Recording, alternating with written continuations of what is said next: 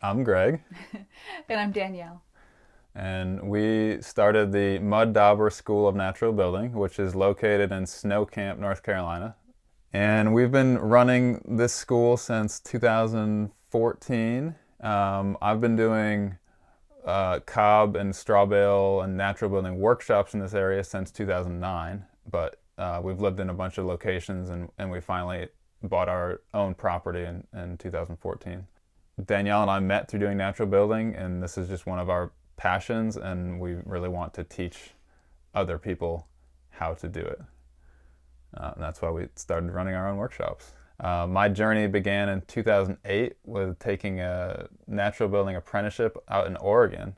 And then after finishing that, I was just really excited to practice what I had learned. And I ended up following family to North Carolina and kind of settling here, and decided to start teaching workshops. And that's how Danielle and I met, is through the first workshop that I taught in Chapel Hill. Danielle signed up for, and we started building together after that and forming a friendship.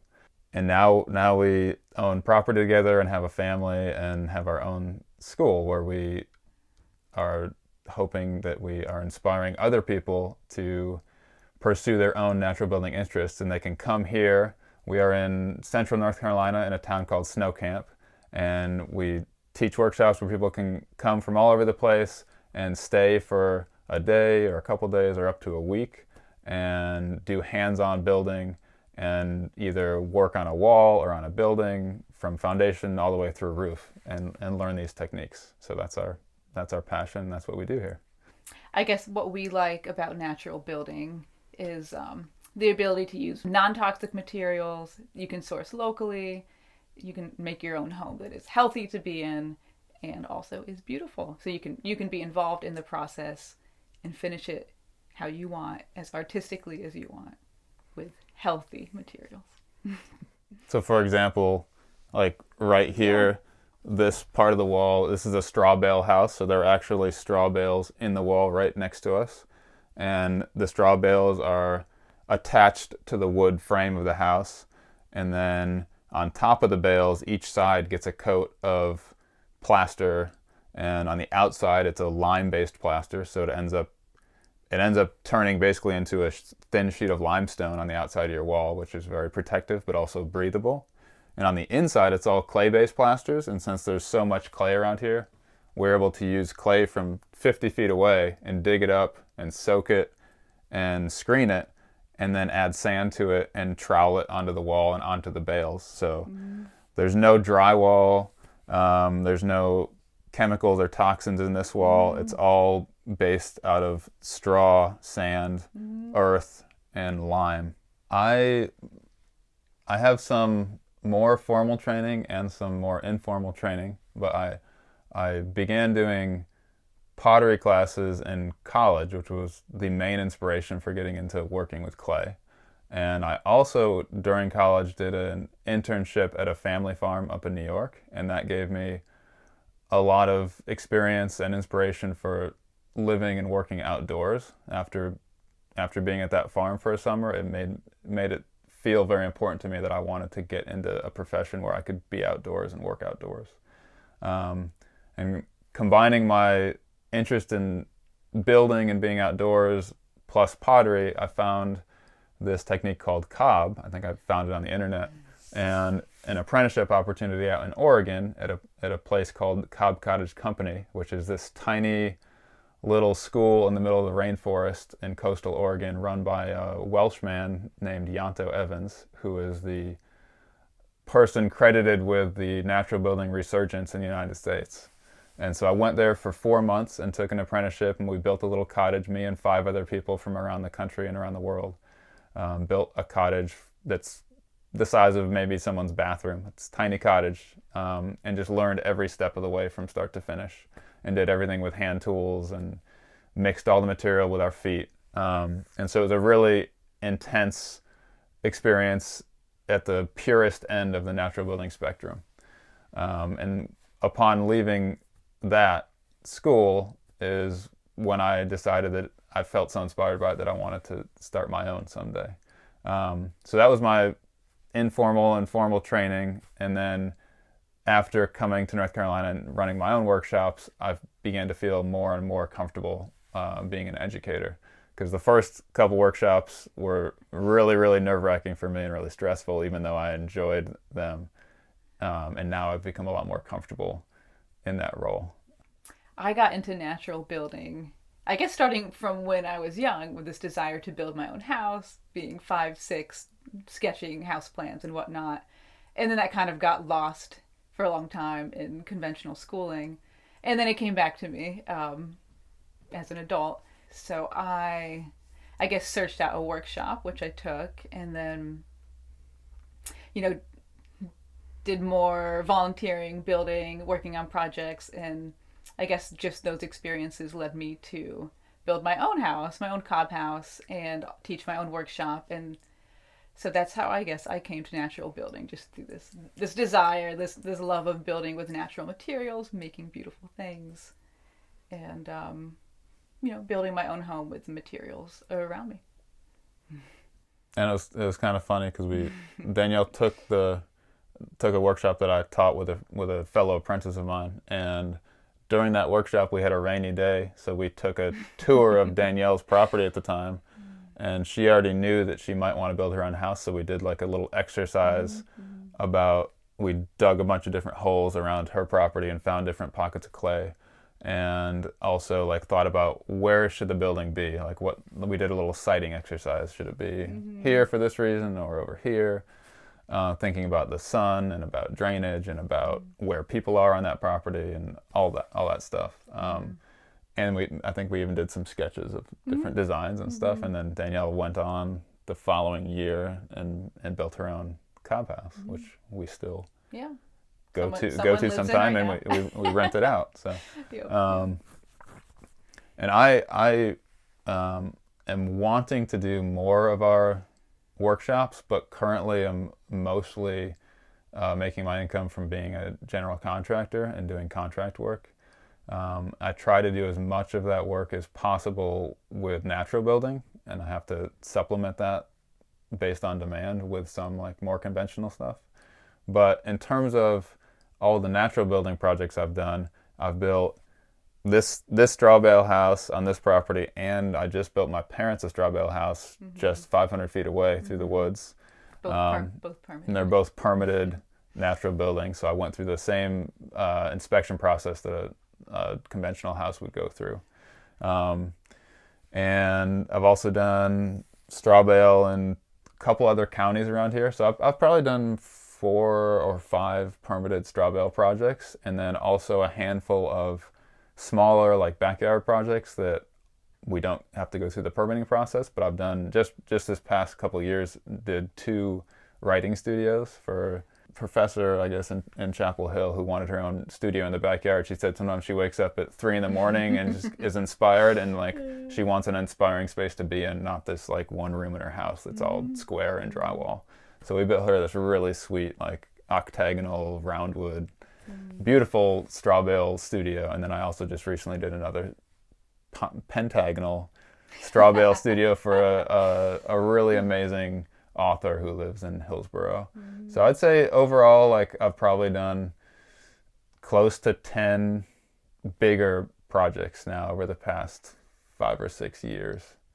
I guess I also built my parents a house in Durham, and then they sold that to build this one. So yeah, a number of projects, and there's a range of more natural to more like of a natural conventional hybrid. So sometimes I have to combine conventional with natural to allow for the permitting process to take place. But yeah, it's a mix of everything. But they're all like really custom and I think just like really fun spaces to be in, and include lots of different natural building elements, as well as like not just the plasters and the clay-based stuff, but also like wood and stone foundations and all kinds of different materials that we harvest from around here. Danielle and I both think natural building is really awesome, and we love it, and we do it because we believe in it and we're passionate about it. There are pros and cons to everything, and there are also like roadblocks specifically with natural building versus conventional building, since the whole system in this country that's currently there for building is related to conventional, and makes it harder to, in some cases, to do a natural structure. We said earlier that this house and a couple other houses I've done are permitted straw bale. So that means I have to submit the plans to the local building department, and they have to actually approve them, and then they have to come out and inspect it along the way and make sure that it is satisfying their requirements. And that seems to be a lot more, it makes them very uncomfortable because they're used to seeing the same thing every day over and over. And so when they see something different, it just leaves a lot of variables that they don't know about for them to think about. So there's a legal issue.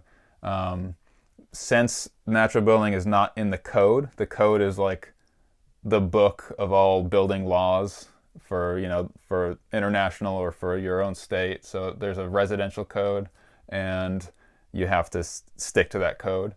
And so since this type of building is not talked about in that code, they have to make their own decisions in the building department. And if they let you do something that ends up failing later, they can be liable for it. So they're always worried about their own liability. And because of that, it makes building departments more likely to say no to your project when it's natural. So I've had good luck with straw bale because I'm linking the straw bale to a wood frame. And straw bale's in the code. And there are some things in the code about straw bale. With specific requirements. But it all depends on where you live and what building inspector you have and what county you're in. There are places in the country where there's no code, and there are places where there's really, really, really restrictive building codes. But with cob is like, this is a straw bale house that has some cob elements in it. So for example, like even these things are made out of cob, and that's like adobe that you can like smush around with your, it's like modeling clay almost. And you can build a cob house by just building it up like a big pot that you live inside. Like you build your walls little by little with all this wet material, and it dries out, and it's super hard and durable and can last for thousands of years. But there's no wooden structure. So when an inspector thinks about this building that doesn't have wood supporting it, and it's all this like earthen material that's supporting all the way to the roof, that is a point where they become uncomfortable, and they would be more likely to disallow that kind of stuff. So I guess in general, like the inspections process and the codes are not as available for natural building as they are for conventional building. And so that is one of the more common roadblocks to people pursuing this type of building. And the only other thing I wanted to say about legal stuff is the other issue people have had is with like getting a loan, like from a bank, any kind of building loan. A bank, just like the building department, is just way more uncomfortable with something alternative versus something that's conventional and that they understand. So I guess that's a big hurdle, is just the legal side of it. People just don't have like numbers and data like they do for conventional stuff. So unfortunately. Yeah. And the fact that like natural buildings have lasted for thousands of years doesn't matter. I guess. I mean that's what I was going to say, is there's a lot of knowledge about all the currently conventional methods of building, but there's a lot of misconceptions about natural building that the inspectors and just people in general have. That they wonder about the durability of earthen structures or straw bale structures in regards to holding up to rain, or building in a wet climate, or places where there's a lot of humidity. And natural buildings are perfectly suitable for climates like that, and people don't know. Like our house is straw bale here in North Carolina, very wet, very humid, and we test our bales once a year or so with a moisture meter. And they're fine. They're moisture content that they should be. And it's all about the same things you would do with a conventional building, like a solid foundation to protect your building from water, a good roof, and that's all that the natural buildings need too. Like a wooden conventional house with, stud framing and drywall and fiberglass, that's going to rot if it gets wet too. So, there's not, the knowledge base about the durability of straw, clay. And to give some numbers, like we have these. There's I don't know if you can see it in the camera, but there's a testing point right here. I tried to install some test points at more vulnerable areas, like right below this windowsill. So if there was rain bouncing off the porch roof and infiltrating and getting the bale wet, we'd know it. And whenever I test with the probe, the bales have gone down in moisture since we installed them. And the number is like they started at like 10% moisture. And now when I test them, they're usually like 7 or 8, depending on what season it is. They're a little more moist in the summer and drier in the winter. But for a 2x4 to be sold at the big box retailer, it only has to be 19%. So this is less than half the moisture content of what a super dry feeling piece of wood has to be at the store. So they're very, very, very dry, even after 6 years in this really moist climate. Yeah, and then like the earthen plasters, they're breathable. It helps regulate like the humidity of your building and of the walls, like. And also, and then with fire too, that's another misconception. People think like, oh, straw bales, aren't they going to go up in flames? But, studies show that they're more fire resistant than a conventional house. The clay is very, very fire resistant. A cob wall will never burn. It's totally fireproof. It's fireproof. Yeah, so there are all these benefits to the natural buildings, and people don't know about them. And it makes sense if you think about with a straw bale wall that has plaster on both sides. If you haven't like tried to stick your hand in a straw bale, it's really difficult to even get your fingers into a really well-packed straw bale. It's so tight that there's no space for air, and without oxygen, a fire can't move through it. So that's why it's actually performs better in a fire than a conventional wall, because a conventional wall has a lot more spaces around the insulation where there's little pockets of air with oxygen. So they do perform really, really well. And they're compatible with modern conveniences, electricity, plumbing, all the standard things you would want. You can have in a natural home. You don't have to worry. Good point. Yeah. So for someone looking to get into natural building, the first thing I would suggest would be taking a workshop and just getting a taste for what it's like to do the natural building. I guess people who take workshops here, they have a whole range of things that inspire them to take workshops, from wanting to build their own small house to just getting a taste for what it's like to maybe build an oven or a garden wall, or just experiment with natural plasters and see what it's like. We also we offer a range of workshops, and like not just us, but just if you look for workshops around the country and the world, you can do really long, intensive ones, or really like 1 day or half day workshops. So you can tailor what you choose to do based off like how interested you are or what your experience is. But with natural building, there's so much you can do, like at certain levels. So you can take a workshop and really be inspired to build a structure of your own, or you can take it back to your own home, and just your own conventional home can be altered, I guess, with natural materials, just to bring a little bit of that earth and like the artistic side into just any conventional drywall room. Yeah, you could just pick one room and renovate it with natural materials. Yeah, so you don't have to build your own straw bale or cob home to, invite natural building into your own home. And there's a lot of really cool things you can do on the outside. Forget about your house, but even just like your outdoor spaces and garden walls and cob ovens for pizza that you can cook pizza in 90 seconds in, and all kinds of different stuff. So maybe start with something a little bit shorter. Some people, I think, take a workshop and don't realize how much they're going to love it by the time they leave, and they get just like really, really into it and want to take more and more and more. And some people, I think think they're going to love it, and they come to a workshop, like a week-long workshop, and realize that it's like too much physical labor or too much of something, or they don't like being that dirty. Or And they they get a little parts. Yeah, or they like love the plaster but hate making the cob or whatever it is. So I think you can get really like excited looking at photos online because it all looks awesome, but different elements are more and less appealing to different people. So I'd definitely start by like taking a variety of manageable workshops and just see ideally a hands-on workshop, not like an online course, and not like some kind of like sit down lecture style, but like get your hands dirty and go from there.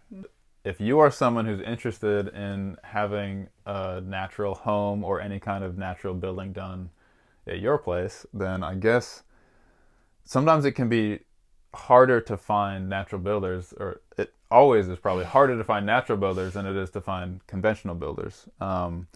So I think maybe a good place to start would be doing some research on the internet, looking at, looking for different natural building schools that might be near you, and then contacting those schools and trying to get some information about local builders. So there are a couple people that stand out in my head. One is Siggy Coco, Sigikoko, and she has an amazing wealth of knowledge and an amazing website, and she posts on like Facebook and Instagram all the time with all these gorgeous collections of natural building photos from her own work, but also just from work all over the place. Yeah, like search for workshops, and then you could contact the teachers, the instructors, and just ask them. I think natural building also is growing in popularity. So it's becoming more adopted in different codes and in small ways, and more people are doing permitted stuff, and more people are just learning about it in general. Like I know there are some TV shows that have natural building, and it's all over the internet now. So I think with it becoming more and more popular, it'll be easier and easier to figure out how to start your own project. So that's a good thing.